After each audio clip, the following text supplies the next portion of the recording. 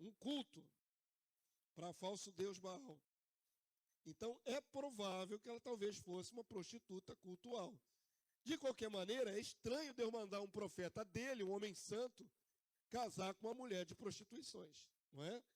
É como se alguém que tivesse para casar aqui novinho, aqui na fé, servindo fielmente, o senhor falasse, ó, casa agora com aquela macumbeira. Você vai casar com aquela macumbeira, estou te mandando casar com ela. E aí o profeta tem que obedecer. Então, provavelmente, ela não era prostituta após o casamento, mas talvez já fosse de uma vida de prostituição. Ok? O mais provável é que ela tinha vida prostituída, já que pela lei de Moisés, adultério dela, após a aliança, justificaria sua pena de morte. Qual era a pena para adúlteros? Morte.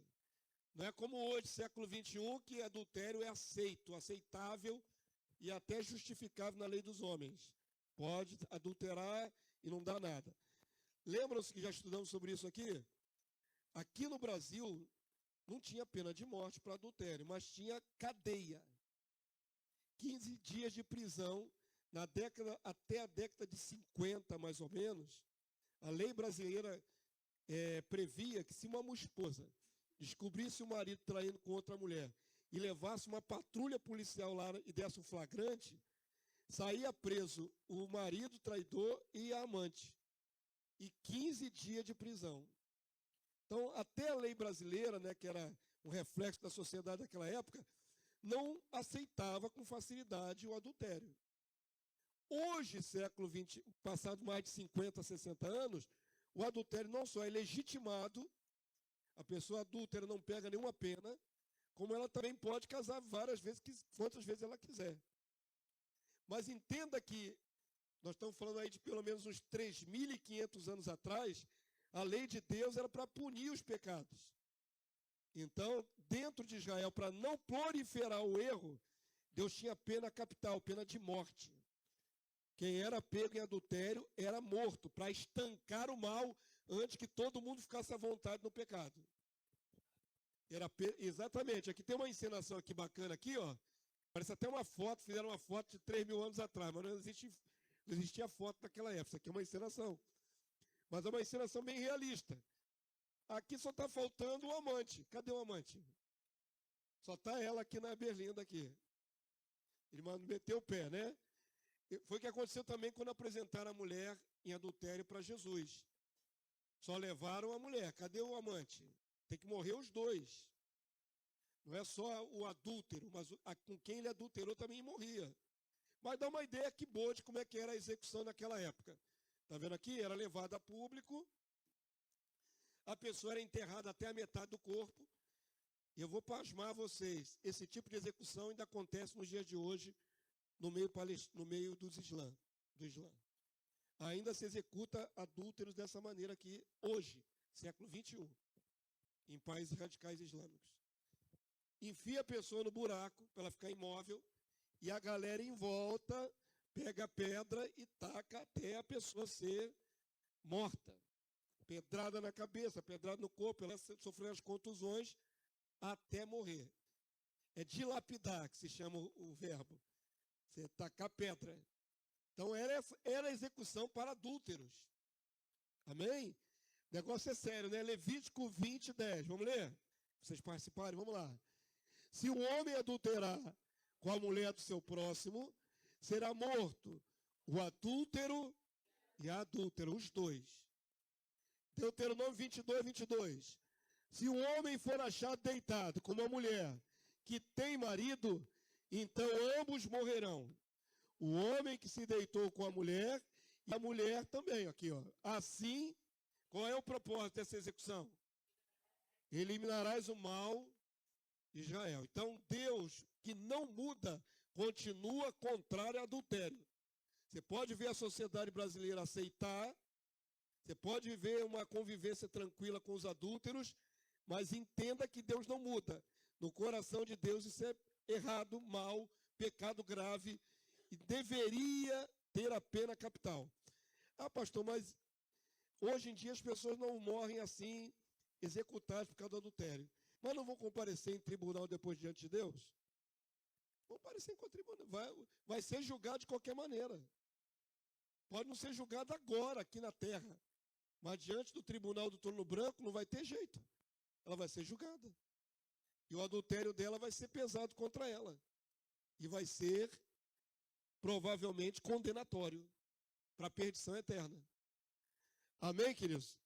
Nunca mudou. Adultério é adultério. Quebra de aliança é quebra de aliança. Traição é traição. Avança aí para mim. E aí nós estranhamos, né? Se essa mulher não adulterou inicialmente no casamento, ela já veio com uma vida errada para se unir ao profeta, por ordem de Deus, o Senhor permitiu essa aliança, uma aliança improvável, um jugo desigual até. Um homem incrédulo, um profeta de Deus, com uma mulher incrédula. Ou até pagã. Se ela era uma prostituta cultual, ela adorava outros deuses. Não serve para a gente fazer parâmetro para o tempo moderno. Deus não manda um crente casar com uma pessoa incrédula. Está lá a palavra de Deus no Novo Testamento, não vos ponhais em julgo desigual. Isso aqui foi um exemplo, não tem comunhão de luz com as trevas. Mas aqui foi um exemplo radical de Deus para tentar parar o mal naquela geração. Todo mundo entendeu? Ninguém pode se valer disso aqui para dizer, não, Deus permite que eu case com um macumbeiro. Não. Não. Isso aqui foi um exemplo extraordinário. Vamos ler o texto junto para vocês não ficarem só ouvindo minha voz, que a minha voz embala vocês, daqui vocês estão dormindo. Vamos lá? A palavra do Senhor, que foi dirigida a Oséias, filho de Beere, nos dias de Uzias, Jotão, Acais e Ezequias, reis de Judá, e nos dias de Jeroboão, filho de Joás, rei de Israel. Quando pela primeira vez falou o Senhor por intermédio de Osés, então o Senhor lhe disse, vai, toma uma mulher de prostituições e terás filhos de prostituição. Porque a terra se prostituiu, desviando-se do Senhor.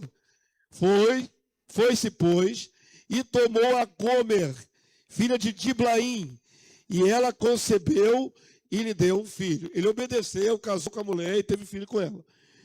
Disse-lhe o Senhor, põe-lhe o nome de Gisrael.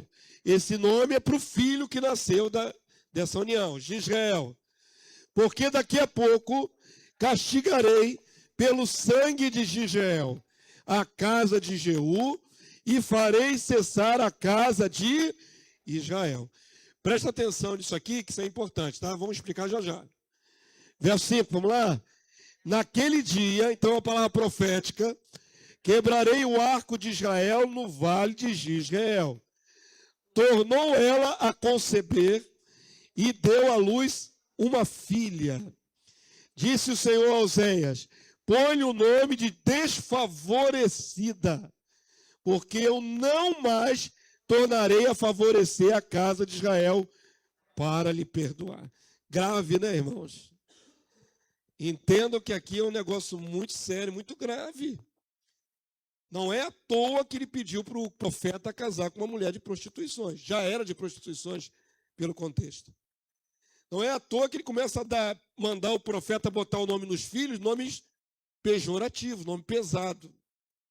Um se chama Gisrael, o outro a menina se chama desfavorecida. Sem o favor de Deus. Não parece uma maldição? Botar o nome do filho de desfavorecida? Gisrael é um lugar lá, naquela ocasião, onde teve várias guerras, várias batalhas. E houve também uma mortandade feita pela casa de Jeú, rei de Israel. Jeú assassinou alguns homens lá. Então ficou um lugar meio maldito. Aí o filho nasce e manda botar um nome maldito na criança. Percebam que está sendo usada a família do profeta Oséias como um sinal para Israel. E as crianças como um sinal para Israel. Amém? Eu mandei vocês perceberem isso aqui, que diz assim, farei cessar a casa de Israel. Lembrem-se sempre da divisão após o filho de Salomão fazer besteira. Israel se dividiu em 2 grupos, lembram? Reino do Sul, com Judá, Benjamim e Levi. E Reino do Norte, as outras tribos. As outras tribos todas se reunindo no Reino do Norte, que normalmente é tomado pelo nome de Efraim. Mas é Efraim, Naftali e as outras todas, né? Isacar, Zebulon. As outras tribos são chamadas Israel, Reino de Israel do Norte. E essas tribos aqui ligadas a Jerusalém são as tribos do Sul, Israel do Sul. Esse juízo é para Israel do Norte. Ainda não está tratando aqui de julgar Judá e o povo do Sul. Está tratando aqui de julgar só Israel do Norte. Todo mundo pegou esse detalhe? Isso é importantíssimo para a sua compreensão do que Deus está fazendo. Deus, por enquanto, está julgando e está irado contra qual parte de Israel? Do Norte. Que pecados Israel do Norte cometeu? Aí que nós temos que analisar. Cometeram pecados graves, para Deus estar julgando e vai sentenciar a não existir mais como povo. É juízo pesado. Porque os pecados também foram pesados. Mas adiante nós vamos ver os pecados do povo do norte. Avança aí para mim. O texto segue dizendo, vamos lá? Porém, da casa de Judá, agora tratando com a do sul, o povo do sul ali, porém da casa de Judá, me compadecerei e os salvarei pelo Senhor, seu Deus. Pois não os salvarei pelo arco, nem pela espada, nem pela guerra, nem pelos cavalos, nem pelos cavaleiros. Depois de haver desmamado a desfavorecida, concebeu e deu à luz um filho. Agora o profeta vai ter um terceiro filho. Percebam que, por enquanto, nessa época aqui, Deus está tendo paciência com Judá. Com Israel, a paciência já acabou. Já cometeram todos os pecados que podiam cometer. Mas com Judá, ainda passaria mais um tempo. Por isso, o cativeiro das tribos do norte é na Assíria e depois, anos depois, o cativeiro de Judá é na Babilônia. Cada um teve um destino. Ok? Todo mundo entendeu? Agora ele tem mais um filho. Olha o nome do filho, vamos lá. Disse o Senhor a Oséias: põe-lhe o nome de não meu povo. Olha a criança. Como é que é o nome da criança? Não meu povo. Coitada da criança. Ficou ruim, né, irmão? Bota primeiro o nome da filha desfavorecida. Agora o filho, não meu povo. Tu não é meu. Só se levar o nome desse já era pesado. Porque do jeito que está aqui, irmãos, poderia ter sido o fim da história de Deus com esse povo, não podia? Lá atrás. Mas ainda viria o tempo de Cristo vir à terra. E Cristo tinha que vir da linhagem de Israel. Não podia acabar com o povo totalmente. Mas aquela geração foi rejeitada. Amém? Mas Deus é muito interessante. Ele vem com uma palavra dura, condenatória, definitiva, mas ao mesmo tempo ele lança uma palavra de esperança lá para frente. Porque senão todo mundo desfaleceria. Se Deus rejeitou a gente, já era, estamos mortos. Vamos meter o pé na jaca, vamos fazer besteira. Já estamos mortos mesmo. Já estamos rejeitados por Deus. Mas Deus sempre dá um alento para os piedosos. Lá na frente eu vou abençoar a vida de vocês. Verso 11, igreja, vamos lá? Os filhos de Judá, reino do sul, e os filhos de Israel, reino do norte, se congregarão. Estavam divididos. Mas a profecia dizia que um dia eles seriam um só de novo. Se congregarão e constituirão sobre si uma só cabeça, um só líder. O que diz vocês a respeito dessa palavra aqui? E subirão da terra, porque grande será o dia de Israel. Então, percebam que Deus vê lá na frente, milhares de anos na frente. Agora aquela geração está condenada. Mas lá na frente Israel continuaria existindo, porque vai vir um cabeça para unificar de novo Judá com Israel do norte. Amém? Todo mundo pegou? E esse cabeça é o Cristo. Aqui é uma profecia messiânica. Amém? Diga, irmã Cleide. Você fez assim na cabeça, eu falei assim, tá afrouxando o cabelo. Tá afrouxando, a Xuxa tá apertada aí. Todo mundo entendeu? Que aqui dentro dessa condenação, vê aí a data que esse homem existia, mais ou menos 700 a.C., né? Alguém sabe? Eu deveria ter trago essa informação, né, irmão? Mas é muita coisa para guardar na cabeça. Eu acho que Oséias é 700 e pouco antes de Cristo, 750, 700 e um pouquinho antes de Cristo. 7 séculos antes de Cristo. Alguém conferiu? Oh, beleza. 755 antes de Cristo. Então ele é muito antigo, né? 7 séculos antes de Jesus vir ao mundo. E somando agora o século 21, daria 28 séculos. Né? Somando os 7 antes de Cristo, mais 21 depois de Cristo, são 28 séculos. 2.800 anos, e daqui a pouco vai se cumprir esta profecia aqui. Ó. A unificação sobre um único cabeça que é Cristo. Deus é o soberano da história. Eu falei outro dia aqui numa escola dominical, vou voltar a repetir. A história já está determinada. Ponto. Está na sua Bíblia, você vê o final feliz, né? Tudo determinado. Pastor, então como é que a gente se posiciona dentro dessa história que já está determinada? Deus está tratando conosco no tempo, para que nós sejamos salvos no tempo. Mas o roteiro até onde vai dar essa história já está todo escrito. Deus está tratando agora com os atores desse filme. Está vendo com os atores, mas o roteiro está escrito. Amém? Todo mundo entendeu o que eu estou falando? Não é determinismo do meu destino. Não está determinado o meu destino, ainda tenho livre-arbítrio. Eu posso tanto me salvar como posso me perder. Isso é livre-arbítrio. Mas Deus tem a história completa já determinada. Os salvos vão ser glorificados no fim. Esse é o fim do enredo.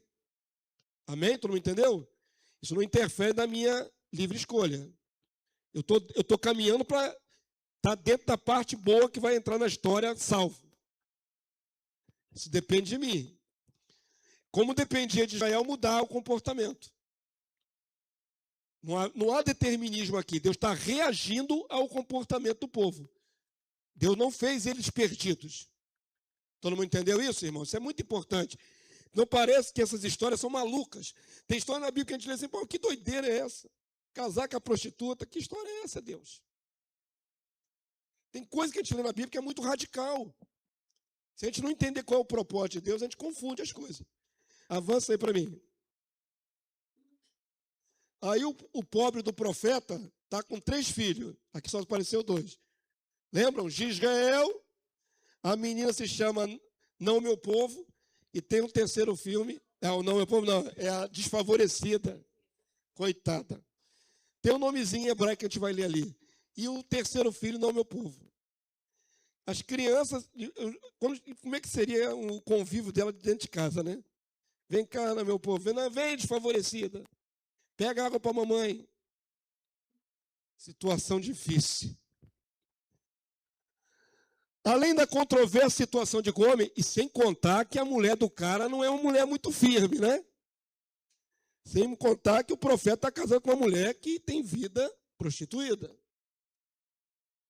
E normalmente pessoas que cometem esses erros sexuais, elas são reincidentes.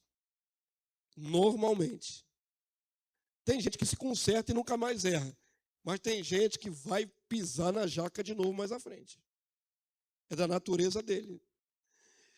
Vamos lá. Além dessa situação difícil com a mulher Gomer, o profeta foi ordenado por Deus a dar nomes específicos e pejorativos a seus filhos, como sinais de reprovação de Deus aos israelitas. De Israel, o primeiro filho apontar para o juízo sobre as tribos do norte, que iriam para o cativeiro assírio. Oséias 9,3, no mesmo livro, fala sobre isso. Para a filha, deu-se o nome de desfavorecida, Lo-Ruhamá. O nome da criança em hebraico é esse, Lo-Ruhamá. E o terceiro filho foi chamado Não Meu Povo, Ami, representando a rejeição aos infiéis. No verso 11, há um alento profético do futuro reino milenar. Nós vimos ali quando Deus unia de novo o povo com um só cabeça. Mas o sinal era de condenação para aquela geração. Amém? Alguém quer perguntar alguma coisa? Esclarecimentos? Não? Está tranquilo até aqui? Está bem claro para todo mundo? Avança aí para mim, então. No capítulo 2, deixa eu explicar. Eu falei que ia colocar uma lição para cada profeta, mas tem profetas que têm livros maiores. O livro do profeta Oséias é bem maior. Ele não é tão curto como o de Jonas, foi 4 capítulos. Coube fácil numa lição. Eu tive que fazer, então, uma escolha. Para dar espaço para os outros profetas que vêm para frente, eu condensei as passagens mais importantes de Oséias. Quem quiser estudar o livro de Oséias com detalhes, vai ter que estudar todos os capítulos, tá bom? Eu peguei a essência para caber numa lição só. Mas ela é mais detalhada. Poderia ser um estudo de várias lições até. Mas, na verdade, é meio repetitivo. Porque Deus condena aqui nos primeiros capítulos, ele vai especificar a condenação mais adiante, nos detalhes dos erros, porquê, e repete que vai julgar, que vai levar para a Síria. Então, é meio repetitivo. Não há perda de entendimento com o resumo que eu fiz aqui, não. No capítulo 2, há uma fusão de figuras, onde a esposa infiel passa a ser a nação que traiu Deus, seu esposo, com amantes. Agora, presta atenção. Gomer era uma pessoa física, uma mulher. Errada, mas uma mulher. Ela já servia de sinal profético. Mas agora, no capítulo 2, ela vai ser a figura do povo de Israel. O povo de Israel é como Gomer. Todo mundo entendeu? E aí, como é que era Gomer? E como é que é o povo de Israel? Já que está fazendo um paralelo. Vamos ler. Verso 2. Eu pulei alguns versículos para encurtar, porque senão vai ficar muito extenso. Tem do 2 até o 4, depois pula para o 10 até o 13. E assim a gente vai condensando, editando a mensagem. Vamos lá? Repreendei vossa mãe, repreendei-a, porque ela não é minha mulher. É como se o profeta estivesse dizendo isso para Gomer. Mas, na verdade, é Deus rejeitando seu povo.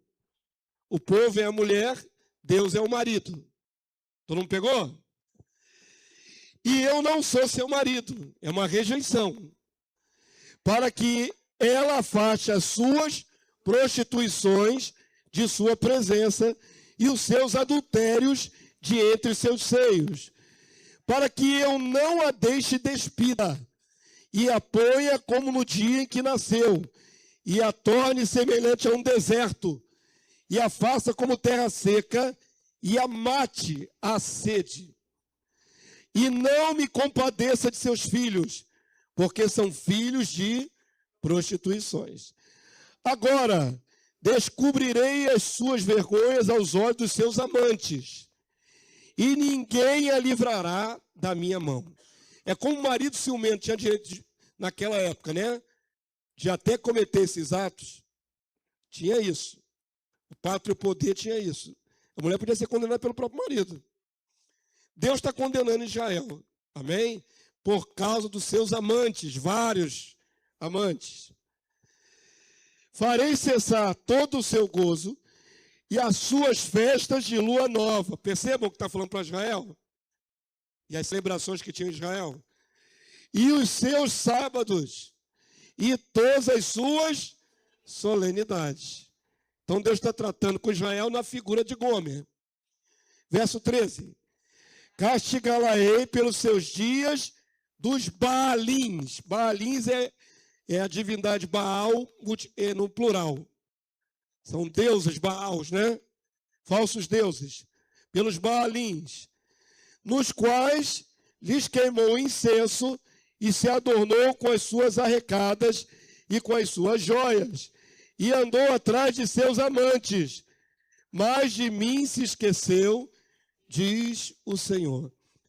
Palavra prostituição, adultério, quando é ligada a Deus e ao povo de Israel, normalmente diz respeito à troca de deuses.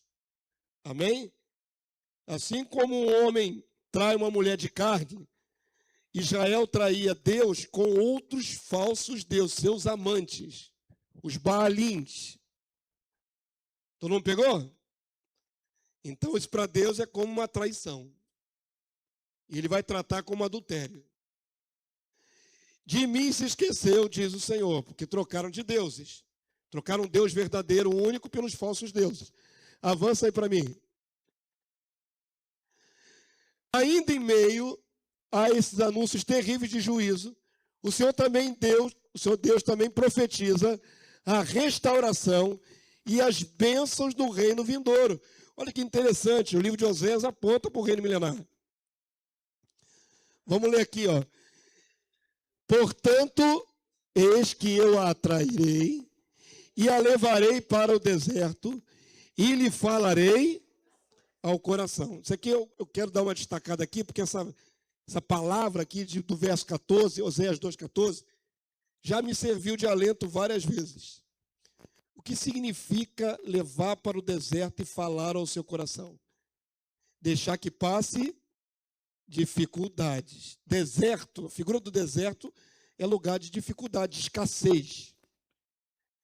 E às vezes, aí vem a aplicação desse texto que é maravilhoso, Deus precisa nos colocar num ponto de escassez para nos consertar, para poder falar com o nosso coração. Se a gente estiver desviando o coração para o erro, se desviando de Deus, qual é o método de Deus para nos resgatar? Ele nos leva a uma situação extrema. Todo mundo está entendendo? A aplicação desse versículo, que é maravilhoso. Qual é o propósito de Deus? Fazer você passar no deserto, para ali você se consertar com Deus. Você perceber que é Deus que está tratando contigo. Amém? Nem todo deserto, dificuldade na nossa vida, é o acaso. Muitas vezes é a mão de Deus para nos consertar. E eu amo que Deus me conserte. 1000 vezes Deus me levar para o deserto e me consertar, do que me deixar torto e eu ser reprovado e me perder. Deus tem todo o direito de me consertar. E se ele tiver que me apertar para isso, me aperte. Amém? Essa é a aplicação desse versículo tão simples, mas que mostra como que Deus trabalha conosco, para que nós possamos ser salvos. Profundidade tremenda esse versículo. Verso 18, igreja. Pulei alguns versículos, vamos lá? Naquele dia profético, farei a favor desta aliança com as bestas feras do campo, e com as aves do céu, e com os répteis da terra, e tirarei desta o arco e a espada. Figura do arco e a espada é fazer violência. O que está sendo dito aqui em metáfora? Os animais vão ficar mansos. Vou tirar dos animais a espada. O animal não tem espada, o animal tem presa. Significa que os animais não serão mais violentos. Isso aqui está falando do reino milenar. Quando os animais voltarão a ser harmônicos com o homem. Olha que texto interessante. E a guerra, né? Vai acabar a guerra entre os animais e os homens. E farei o meu povo repousar em segurança. Vai passar nas estradas de Jerusalém. E mesmo que esteja um leão, o leão não atacará. Isso aqui é futuro mesmo, né? Para Oséias.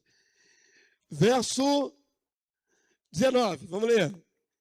Desposar-te-ei, tomarei como esposa. Lembra que antes ele disse, não sou mais seu marido, para aquela geração. Mas no futuro eu vou tomá-la como esposa. Desposar-te-ei comigo para sempre. Desposar-te-ei comigo em justiça, não mais em prostituição. E em juízo, e em benignidade, e em misericórdias. Desposar-te-ei comigo em fidelidade, não em adultério, nem em infidelidade. E conhecerás ao Senhor. Semearei Israel para mim na terra, compadecer-me-ei da desfavorecida, que era o nome da criança, e a não meu povo direi, tu és meu povo. Ele dirá, tu és meu Deus. Isso aqui é a antítese do que foi dito antes. Vocês não são meu povo, eu não sou seu Deus. Mas no futuro vocês dirão, eu sou seu povo e o Senhor é meu Deus. É o contrário. Amém? Perceberam como é bacana estudar isso aí, irmãos?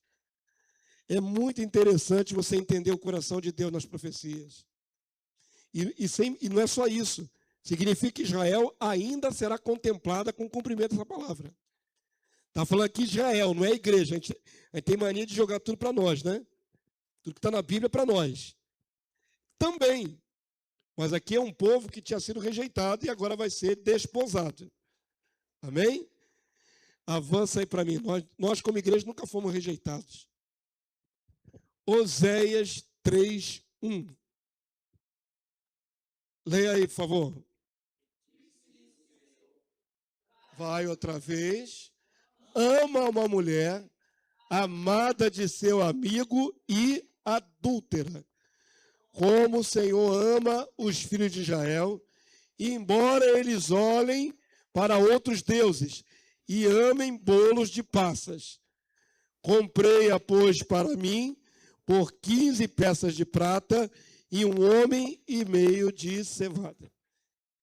O que dá a entender? Segundo os estudiosos, ela deve ter saído da casa do profeta e foi continuar a vida dela de prostituição.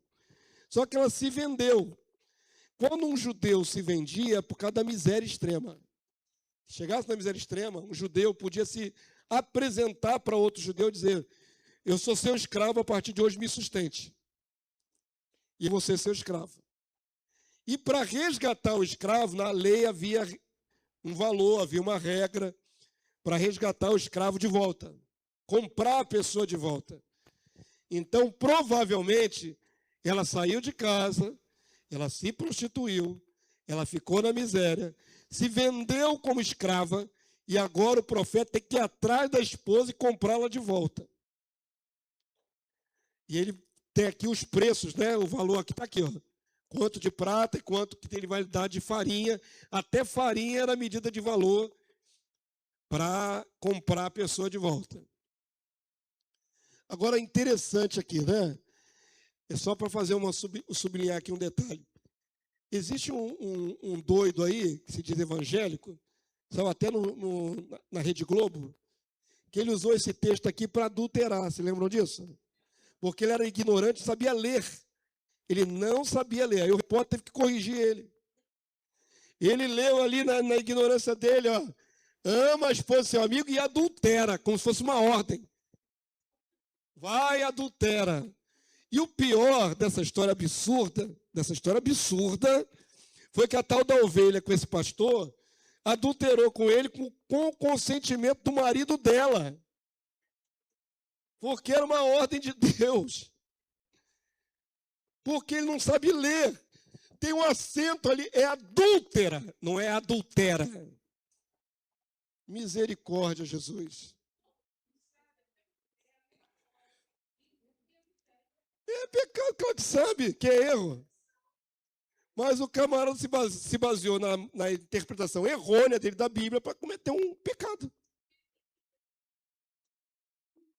Ele queria, e a dona que foi com ele? E a irmãzinha? E o tal do marido?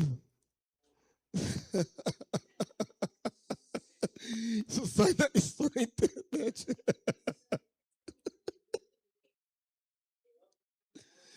Oh, Jesus! Que bagunça, irmãos! Uma bagunça. E o pior foi de ser desmascarado. Eu tenho esse vídeo guardado no meu computador. Eu baixei desse vídeo no meu computador. O pior é a humilhação nacional, né? Eu acho que foi para o Fantástico. Aí o camarada leu, e adúltera, não é e adultera. Corrigiu a ignorância do analfabeto. E o erro grosseiro que ele cometeu, né? Ele gagueja e tudo no vídeo. Coisa triste. Sabe o que passa a ideia? De que todo evangélico é estúpido, é ignorante. Não tem estudo, não sabe ler. Passa a ideia de que nossa fé é baseada numa má interpretação da Bíblia. Passa essa ideia, né? O pessoal generaliza, de fora generaliza. Só para não deixar passar, porque isso aqui foi pesado, né, irmão? Isso aqui foi pesado. Mais uma vez o profeta é instado a ir atrás de Gomer, que aparentemente tinha se vendido como escrava. Êxodo 21, 7-9, mostra como é que era isso, de um judeu se oferecer como escravo. Outra vez ele é tomada como figura do povo adúltero. Olha para essa imagem aqui, que isso é interessante. Só para guardar, né? Ilustrar. Assim como esse homem vai atrás de uma esposa que desceu o fundo do poço, assim Deus vai atrás dos seus filhos que descem ao fundo do poço. Deus resgata. Amém? Aqui é um resgate. Avança aí para mim. Oséias 3:3, igreja, vamos lá.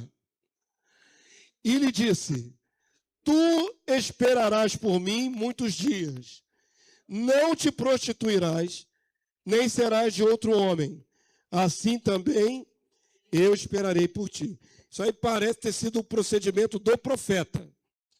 Ele trouxe ela para dentro de casa e encerrou a prisão domiciliar. Porque senão ela metia o pé e podia fazer besteira de novo. E está tendo um resguardo dela. Vai ficar, ó, você vai ficar dentro de casa, mas eu não vou ter contigo. Você vai ficar isolado aí. Verso 4, igreja, vamos lá? Porque os filhos de Israel ficarão por muitos dias sem rei, sem príncipe, sem sacrifício, sem coluna, sem estola sacerdotal ou ídolos do lar. Depois tornarão os filhos de Israel e buscarão ao Senhor seu Deus e a Davi seu rei. E nos últimos dias, aí dá um salto temporal enorme, tremendo, se aproximarão do Senhor e da sua bondade. Então, nesse trecho aí, usa o caso da mulher Gomer como um sinal para Israel. Assim como Gomer ficou isolada dentro de casa, não é? Vocês também vão ficar sem liderança, sem cabeça. Vocês não vão ter a liberdade de ter um rei por muito tempo. E não perdura até o dia de hoje, irmão? Cadê o rei de Israel? Israel tem rei e tem presidente e primeiro-ministro, que é o Benjamin Netanyahu. Mas tem rei Israel? Então essa palavra profética perpassa os tempos e quando diz nos últimos dias, está falando do nosso tempo. Nós estamos vivendo os últimos dias. Isso aqui é 2.800 anos atrás. Cerca de 2.700 e poucos anos atrás. Mas Deus já viu a história toda. Então, ó, nos últimos dias, Israel se voltará para o seu Senhor. Amém? É o resgate da geração do fim. Os israelitas que estiverem vivos no tempo do fim. Então, eles vão reconhecer seu rei. Davi aqui é figura do Messias, né? Ele é da linhagem do rei Davi. Os judeus hão de reconhecer o seu rei Jesus. Já era dito que Israel passaria períodos, cerca de 1.900 anos, sem monarquia, que seria restaurada pelo descendente de Davi, o Cristo. Amém? Tu não pegou esse detalhe? Avança aí para mim. Agora vamos ver, querido. Nós já temos agora uma linha geral. Deus rejeitou, Deus usou o profeta como sinal. Maravilha, já entendemos isso. Agora vamos ver alguns detalhes da condenação de Israel. O que é que eles fizeram tão grave para Deus rejeitar aquela geração de crentes, né? Pode se chamar de crentes que creem em Deus. Uma geração que deveria crer em Deus, povo separado, santo, foi completamente rejeitada. O que eles cometeram? Isso nós vamos ver agora. Nos próximos capítulos do livro do profeta Oséias, o Senhor enumera as causas do seu juízo contra Israel. Vamos separar alguns trechos. Agora eu vou pular alguns capítulos, tá? Vou pegar só a essência de alguns capítulos. Vamos lá? Oséias 4:1, igreja. Ouvi a palavra do Senhor, vós, filhos de Israel, porque o Senhor tem uma contenda com os habitantes da terra. Porque nela não há o quê? Verdade, nem amor, nem conhecimento de Deus. Então, essa é a base da acusação. Verso 2. O que só prevalece é perjurar, mentir, matar, furtar, adulterar, e há arrombamentos e homicídios sobre homicídio. Isso dentro do povo de Israel. Do povo que era separado de Deus. Não está falando dos ímpios, das nações ao redor. Está falando do povo de Deus. Chegou ao ponto que só tinha isso no meio do povo de Deus. Tudo isso. Até homicídio sobre homicídio. Pensa na corrupção do povo que deveria ser santo. Verso 6, meus irmãos, vamos lá? O meu povo está sendo destruído porque lhe falta o conhecimento. Esse texto aqui é muito conhecido, né? Porque tu, sacerdote, rejeitaste o conhecimento, também eu te rejeitarei, para que não seja sacerdote diante de mim, visto que te esqueceste da lei do teu Deus, também eu me esquecerei dos teus filhos. Significa a linhagem daquele sacerdote, que era uma linhagem hereditária, era na família de Arão que eram levantados sacerdócios, Levis, né, da tribo de Levi. Aquela linhagem acabaria naquele sacerdote, porque Deus está rejeitando a geração toda. Por que está rejeitando? Porque ele se esqueceu da lei. Se esqueceu dos preceitos de Deus. Eu tenho tanto falo daqui nessa casa, né, aplicando para a nossa vida igreja, neotestamentária, cristã, século 21, o Deus não muda. O que Deus acha errado no passado, ele acha errado hoje. Falei de adultério. Adultério é errado em qualquer lugar, irmão. Adultério, você pode até imaginar assim, em outras culturas é aceito. Não. O chinês que casa lá no shintoísmo lá, se a mulher dele trair ele, vai ficar com tanta raiva como se fosse qualquer um aqui do Ocidente. Se o marido trair, se a minha esposa trair, é a mesma coisa. Não importa a cultura. Deus não criou homens para fazer isso, certo? Então, adultério, homicídio, pecados gravíssimos como esse, Deus julga em todas as nações e vai julgar. Amém? Todo mundo entendeu?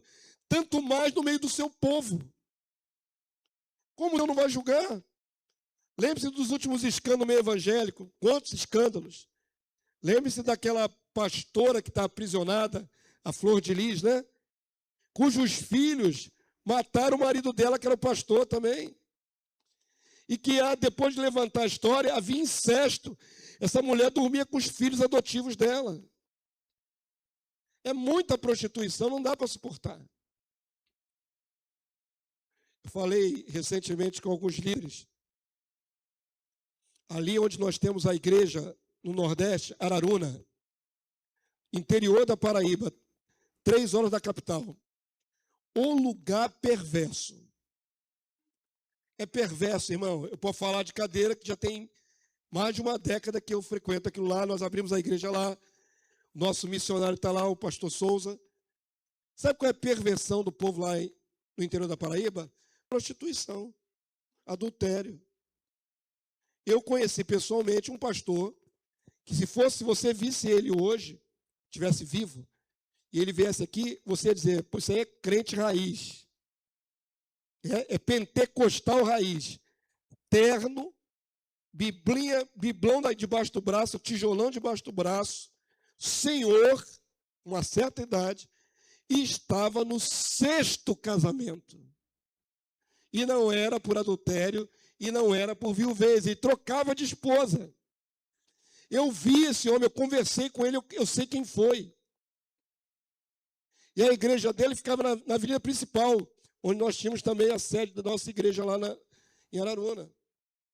E depois eu conheci e tive o prazer de conversar um pouco. Pelo menos na época foi prazeroso. Nós fomos teve um dos dias lá do seminário que foi folga, que não teve trabalho. Aí me apresentaram esse pastor jovem, que era substituto desse outro que tinha tido 6 esposas. Ele era mais jovem, estava no 2º casamento já.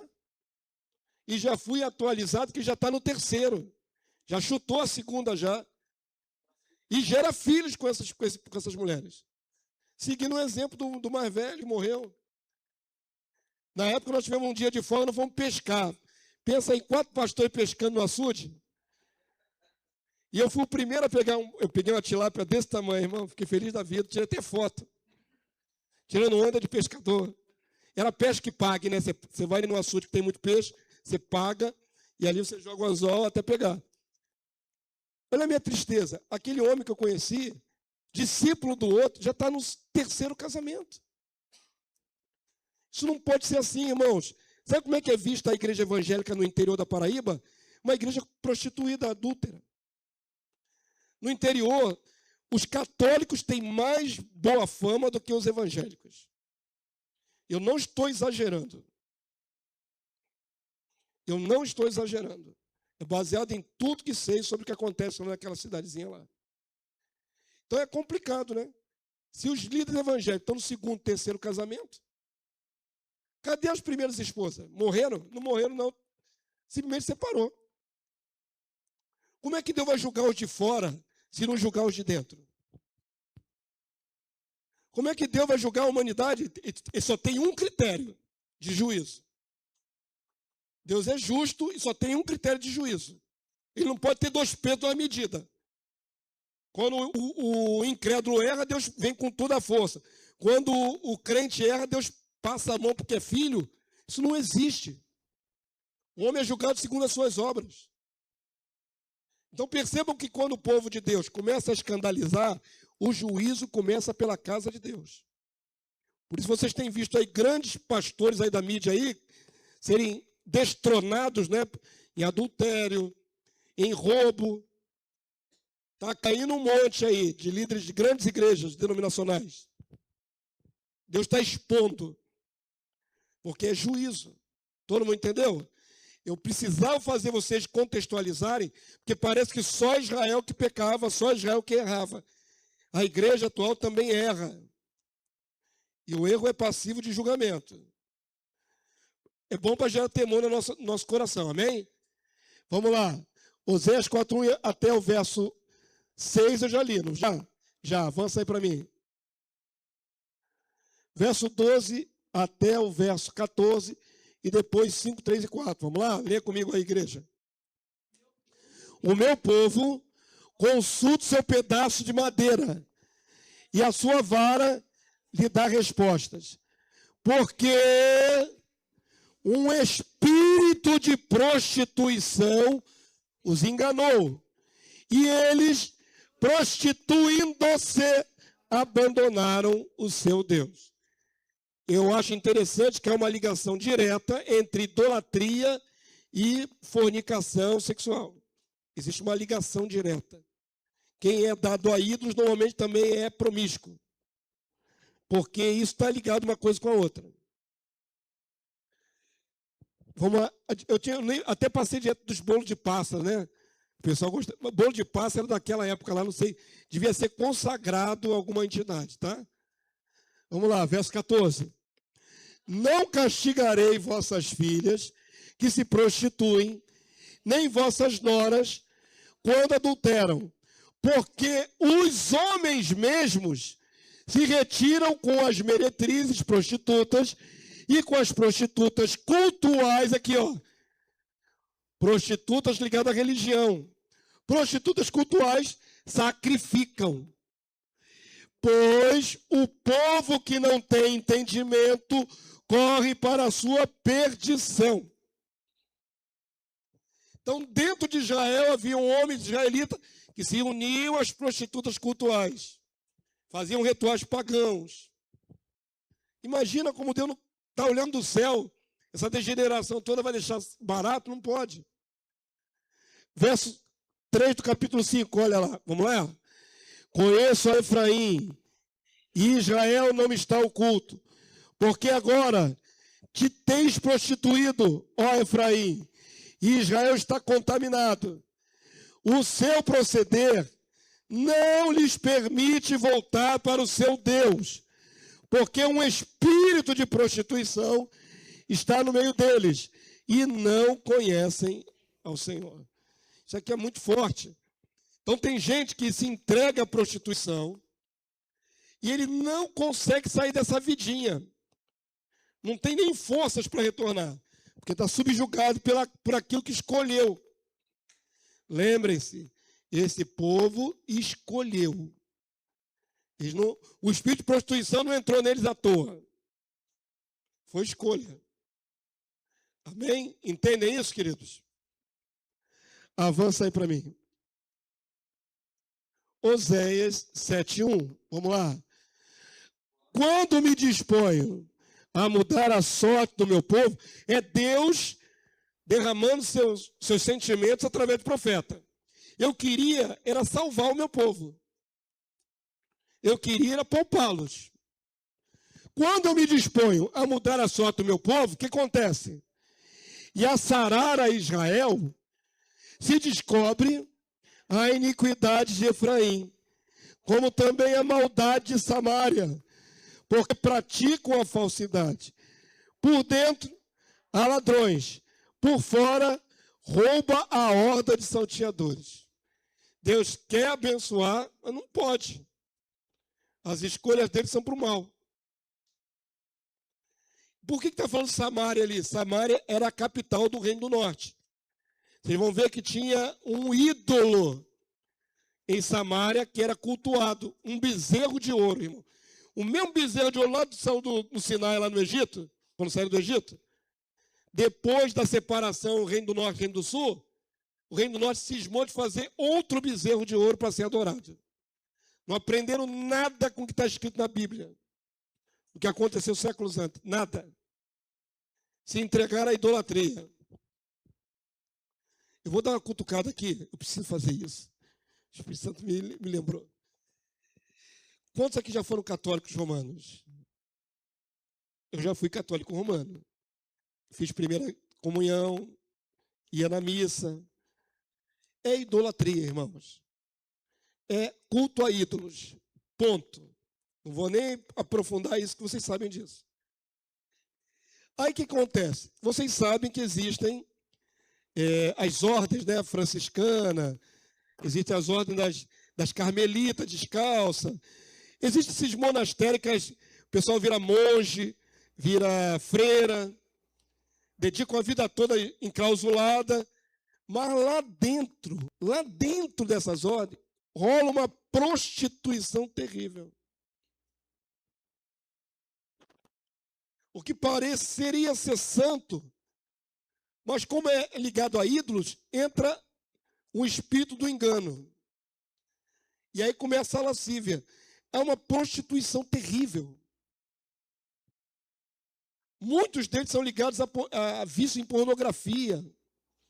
Ao longo dos séculos se descobriu em monastérios de mulheres, lá na Europa, que elas engravidavam e matavam os filhos por aborto, porque elas estavam consagradas ali, não podia ter criança. E há um lugar na Europa em que se descobriu uma cisterna de água. Quando esvaziaram, tinham centenas de corpos de criança, de osso de criança abortada naquele lugar. Porque a aparência era de preservação, mas na verdade elas se prostituíam, engravidavam e sacrificavam seus filhos. Imagina como é que é isso, irmão. Tinha que fazer esse paralelo para você entender. Idolatria leva à prostituição. No centro de macumba é muito comum também. Pensa que não existe culto com relação sexual? Tem. Existe. Vamos para cá. Vamos voltar para cá. Olha qual era a prostituição de Israel que Deus detestava. Vamos lá? Idolatria. Oséias 8:5, igreja. O teu bezerro, fizeram uma outra estátua de bezerro. E era o povo de Deus, hein? Ó Samaria, é rejeitado. A minha ira se acende contra eles. Até quando serão eles incapazes da inocência? Não conseguem largar o erro. Oséias 10:2, pulando alguns capítulos, vamos lá? O seu coração é falso. Por isso serão culpados. O Senhor quebrará os seus altares e deitará abaixo as colunas. Também o bezerro, aqui mais uma vez a estátua, será levado à Síria como presente ao rei principal. Efraim se cobrirá de vexame, e Israel se envergonhará por causa do seu próprio capricho, seu próprio erro. Amém? Todo mundo entendeu? Para onde Israel seria levado? Israel do norte? Para a Síria, para o cativeiro assírio. E segundo nós já estudamos aqui em outra EBD, as 10 tribos foram para o norte e não retornaram, pelo menos não distintamente, né? Acredito que as 10 tribos do norte se perderam, porque diferente das tribos do sul que foram para a Babilônia e voltaram e reconstruíram sua nação, as 10 do norte, as 10 tribos do norte, se misturaram aos povos colonizados pelos assírios e perderam identidade. Por isso, por exemplo, os samaritanos eram um povo mestiço, não eram puramente israelitas, porque se misturaram em casamento com outros povos. E Israel, que continuou do sul, continuou mais pura linhagem, rejeitava os samaritanos, porque eles eram mestiços. Todo mundo entendeu? Então, o juízo de Deus vinha para o reino do norte, sendo levado para a Assíria. Diga, minha irmã.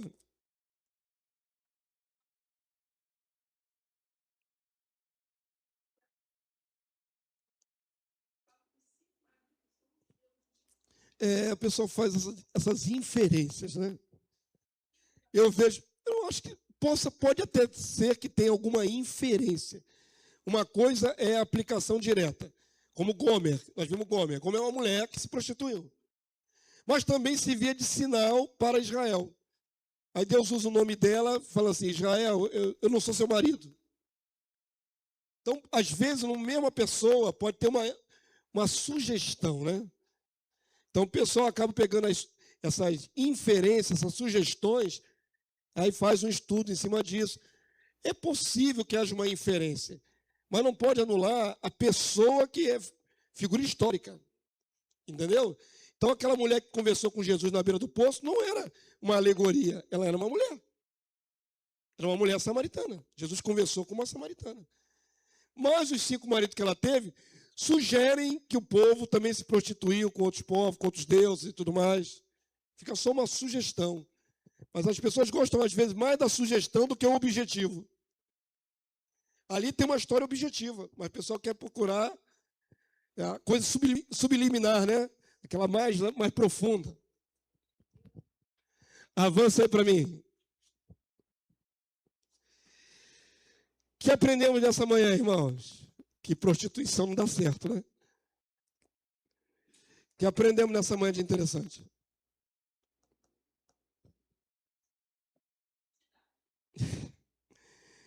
Nem adultério, nem prostituição, nem assassinato, nem roubo, nem um dos pecados tradicionais que a gente sabe muito bem o que é pecado. Deus não se agrada, né? E Deus vai julgar. Não tenha dúvida que Deus vai julgar. Então, se você conhece, no meio cristão evangélico, pessoas que cometem esses mesmos erros e pensam que estão servindo a Deus, elas estão muito enganadas. Porque o Deus que nós servimos não muda e o final delas é juízo. Elas podem não sentir nada agora do julgamento, mas um dia vão comparecer no tribunal e vão ser sentenciadas. Isso traz para a gente temor. E o temor é o princípio da sabedoria. Ah, mas eu não quero servir a Deus por medo. Não é questão de servir a Deus por medo. Você tenha medo ou não tenha medo de Deus, Deus vai te julgar. Todos havemos de comparecer diante do tribunal de Cristo. Não tem jeito. Eu tenho que controlar a minha vida para andar dentro da vontade de Deus para me salvar. Se eu largar a mão dos preceitos, se eu parar de temer a Deus e soltar as rédeas da minha vida, eu vou para a impiedade, porque a minha carne puxa para a impiedade. E na impiedade eu estarei longe da vida. É simples assim. Muita gente que já passou nos bancos de igreja ouviu as mesmas coisas que vocês ouvem. E optaram por afrouxar moralmente a sua vida. E caíram e se perderam e não tem nem força para voltar. Então, a possibilidade de queda é muito grande. É melhor manter o coração aprumado na vontade de Deus. O amor de Deus a um filho perdido. Apesar de Deus ser justo e ter que julgar os perdidos, não quer dizer que ele não ama essas criaturas. Há uma grande diferença entre amar e aceitar complacente a impiedade. Aceitar o erro da pessoa. Não é? Por exemplo, vou falar de um exemplo que não foi dado aqui na lista de pecados. O homossexualismo. O homossexualismo para Deus é abominação. Você pode amar. Tem um filho, tem um parente, tem um tio, tem um primo, tem um amigo que é homossexual. Você ama a criatura. Em nenhum lugar na Bíblia está incentivando você a odiar a pessoa pelo erro dela. Você está abominando o erro, não a pessoa. Você tem que ter misericórdia da pessoa que está no erro. Você tem que olhar para ela como uma pessoa perdida. Ela está em perdição. Por mais legalzinha que ela seja, sociável, amiga, prestativa, se ela não mudar o comportamento dela, ela irá para o lago de fogo e enxofre. Então, a gente tem que olhar com um olhar de misericórdia, um olhar sacerdotal. Amém, povo santo? Mas rejeitar a prática. Eu não posso aceitar um homem tendo relação com outro homem. Isso é inaceitável, porque Deus não aceita isso. De jeito nenhum. Mas eu não tenho ódio mortal contra essas pessoas. Não posso ter por criatura nenhuma. Nem pelo homossexual, nem pela prostituta, nem pelo drogado, nem pelo bruxo. A gente não tem ódio de ninguém, não pode ter ódio de ninguém. Tem que amar a criatura. Amém? Deixar isso muito claro. Nós estamos num tempo de área muito cinzenta. Ainda mais que eu estou falando aqui publicamente, vai para a internet. As pessoas discurso de ódio, homofobia. O Deus da Bíblia é retrógrado, é um Deus mau. Não é nada disso. Deus continua sendo Deus e santo. Os homens são maus. Os homens cometem ações que ofendem a Deus. E se a gente não se posicionar, parece que a gente é complacente com o erro. E se posicionando, fica parecendo que nós somos radicais. Fundamentalista radical. Você se posiciona, está errado. Se você não se posiciona, você está afrouxando. É complicado no tempo de hoje, né? Então está dito aí a minha palavra para vocês, ninguém se escandalizar comigo. Vamos lá? Apesar dos justos castigos decretados por Deus, como um pai amoroso, o Senhor ainda quer bem aos seus filhos perdidos. Oséias 1:1 em diante. 11:1. Eu li 1:1 ali aonde, gente? Tem 3:1, eu estou com óculos. Acho que eu tenho que trocar de óculos de novo. Oséias 11:1. Vamos lá, igreja. Quando Israel era menino, eu o amei. E do Egito chamei meu filho. Quanto mais eu o chamava, tanto mais se iam da minha presença. Imagina um Deus. Às vezes nós temos que nos colocar no lugar de Deus. Entendo o que eu estou falando, né? A gente olha sempre como criatura. Então nós queremos toda a paciência de Deus. Mas coloca no lugar de Deus. Um Deus que ama, um Deus que quer trazer para coisa boa, e a pessoa vai se desviando para o mal. Como é que Deus fica? É o povo que se ia. Deus está chamando e o povo está indo para longe. Tanto mais se iam da minha presença. Olha aqui, ó. Sacrificavam a Baalins, queimavam incenso a imagens de escultura.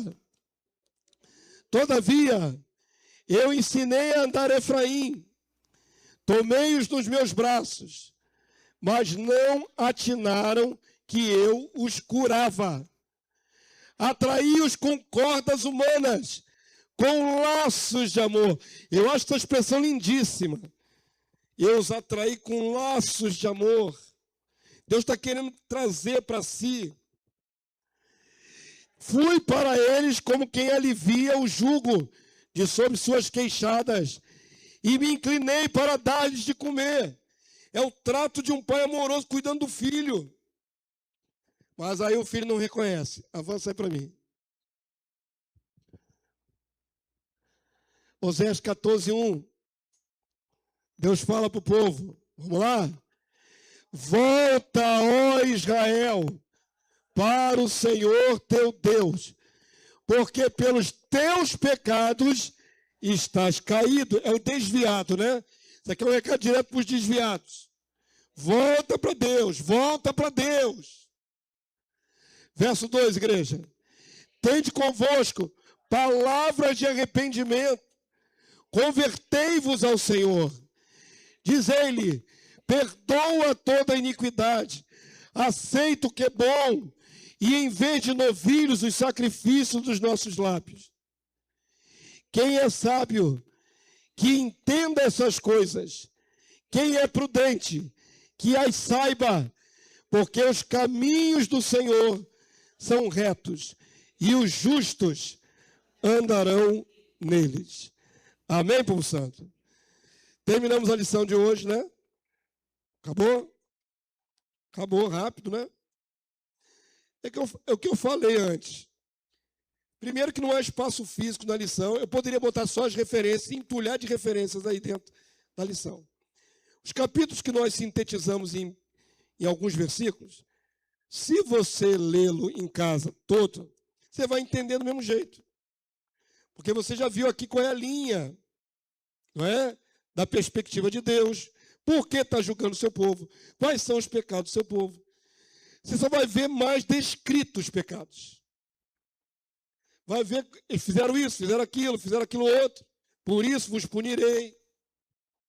Quando falou ali dos sacerdotes, eu só li aquele texto famoso, né? O povo perece porque falta conhecimento. Mas se você ler o contexto maior, diz assim, tal como é o povo, é o sacerdote. Infelizmente é isso. Se o líder for desviado da vontade de Deus, os que seguem ele, qual é a situação que estão? Todo mundo. É um cego que eu não estou cego. Então, o contexto maior mostra que ninguém está isento, nem a classe sacerdotal está isenta. Aí vocês veem um monte de ministérios errados aí, né? Nos dias atuais. Cometemos erros grosseiros. Agora estamos em época de Copa. Isso não é um erro grosseiro, irmão. Eu acho que para mim é uma confusão. Nós estamos em época de Copa. Aí aparece no feed, né? Você entra lá no Facebook. Você entra no Instagram. Aí aparece no feed um monte de igreja abrindo seus espaços. E todo mundo fantasiado de verde e amarelo para cultuar jogador. Parece bobo. Ah, pastor, o que tem? É só um entretenimento. A igreja também tem que ser alegre. As pessoas acham que alegria é isso, fazer farra. Vim todo mundo fantasiado de torcedor, com corneta, tudo ali, e ficar torcendo para um bando de perna de pau que não vai chegar muito longe nessa Copa. Tá? Ah, deu de 3 anos no Haiti. Tá bom, irmão. Quem entende de futebol? Quem gosta de futebol de verdade, tem raiz, sabe que esses camaradas não dão muito longe, não vai muito longe, não. Cheguei a falar com alguns irmãos, acho que o povo brasileiro nem gosta tanto desse time. O problema é que o povo brasileiro gosta de festa. É o pretexto do jogo, mesmo que ele não vá muito longe, para se fantasiar, para curtir, para beber, sair cedo do trabalho, tem os benefícios. O povo gosta de folia, festa. É dizer, estou crendo muito que esse time vai ganhar. Não é não. Não é não. Então, trazer essa cultura mundana para dentro dos espaços da igreja e todo mundo ficar ali celebrando o jogador, isso é idolatria. Isso é idolatria. É um outro ídolo. Deus não tem nada a ver com isso. Deus não está sendo adorado. Deus não está sendo prestigiado. Isso é um erro. Mas o povo não erra. E um faz, o outro imita, o outro copia e vai reproduzindo aquele padrão para todo o Brasil. O outro acha bonito. O inescrupuloso, o líder inescrupuloso, assim, arranjei um jeito de encher a igreja. Ele quer encher a igreja. Vamos botar aqui, ó, vamos botar a bandeirinha aqui do Brasil, aqui, irmão, vamos abrir as portas.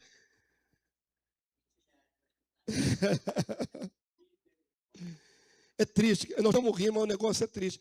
o povo tende a se desviar dos preceitos, né? Da essência. A essência é mais importante. Deus olha para o coração, para a intenção do coração. Então, quando nos reunimos, é para adorar a Deus. Quando nos reunimos, é para a glória de Deus. Se for para a glória de qualquer outra criatura, é idolatria. Seja jogador de futebol, artista de cinema, quem quer que seja político. Sabe lá no Nordeste que eu citei lá em Araruna?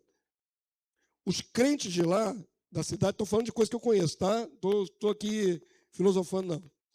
Os crentes de lá vão agora se envolver em campanha política. Porque a cidade é pequena, todo mundo se envolve nos partidos políticos. E deixam de cultuar, porque estão em comício, estão envolvidos com política. É muito comum no interior isso. Culto de domingo? Vai não, mas vai para o partido político. Está interessado em se dar bem. Ou eleger alguém, ou se autoeleger. É assim no interior. E quando a pessoa desvia o coração dela daquilo que deveria prestar a Deus para qualquer outro propósito, isso vira idolatria e desagrada a Deus. Tem tempo para tudo na face da terra. Amém, povo santo? Vamos ficar de pé, terminamos a aula de hoje. Só que eu estou contextualizando, porque eu sempre gosto de falar, Israel do passado não é diferente da igreja atual. A igreja de Cristo não é diferente do Israel do passado. São seres humanos e erram. E é importante a gente se vacinar, para não cair nos mesmos erros. Dito isso, sem mais delongas, eu vou abençoar a vida de vocês. Domingo que vem não tem escola bíblica dominical, porque eu estarei em viagem pregando o evangelho para os nossos irmãos lá em Fortaleza, junto com os Vozes do Deserto. Amém? Então vamos estar lá fazendo a obra, aquela igreja grande, tentando alcançar o maior número possível de pessoas com a revelação do reino. Não é? Então eu peço à igreja que ore por nós. A gente não está indo passear, a gente não vai andar de escuna, de saveiro, nem de jipe nas dunas. A gente não sai de dentro da casa do pastor. Amém? A gente fica dentro da casa do pastor que nos acolhe. Quando saímos direto para o trabalho, pregamos, voltamos para dentro de casa. Se sobrar algum dia de folga, que eu acho difícil, mesmo assim não tem muita oportunidade de ficar fazendo turismo, não. Então a gente vai lá para fazer missão e para abençoar muitas cabecinhas, centenas, milhares de cabecinhas lá, com a revelação de Deus, tá bom? Orem por nós para que a gente vá e volte em paz, em nome de Jesus. Então domingo que vem não tem. No outro domingo terá de novo a continuação, o próximo profeta. E eu estou vindo em ordem decrescente cronológica. Perceberam que não está na ordem dos livros da Bíblia? Eu vim lá, né? Amós, Oséias. Estou vindo na ordem decrescente. Não sei qual é o próximo profeta dessa linha. Mas nós vamos chegar lá em nome de Jesus. Vai ser bom, é bom aprender com o passado. Pai Santo, louvado seja o teu nome. Muito obrigado por essa manhã de aprendizado da tua palavra. Senhor, a tua palavra, ela é viva e eficaz. Ela é mais penetrante que espada alguma de 2 gumes, que vai na divisão da alma e do espírito. Se assim não fosse, Senhor, ela seria apenas informação. Mas nós cremos, meu Deus, que a tua palavra é muito mais do que apenas informação, do que apenas uma cultura. A tua palavra é viva, e a tua palavra é espírito, e ela vai no nosso interior para nos salvar. Eu clamo em nome de Jesus, que as palavras que agora entraram no nosso coração, elas nos sirvam, Senhor, como um antídoto para o mal que há na nossa carne, que elas nos sirvam como força do Senhor, para vencermos a nós mesmos e termos boas escolhas. Nós queremos ter boas escolhas na tua presença, nos inclinarmos para o que é justo, verdadeiro, santo, e rejeitarmos o que é mal, o que é torpe, o que é contaminado. Deus nos ajuda a estar no rol dos santos e não dos perdidos. Eu clamo em nome de Jesus, que todo entendimento que foi gerado aqui pelo teu Espírito não saia da nossa cabeça, não saia do nosso coração. Leva-nos em paz, guardado pelo teu poder, Que possamos retornar logo mais para te adorar em espírito e em verdade.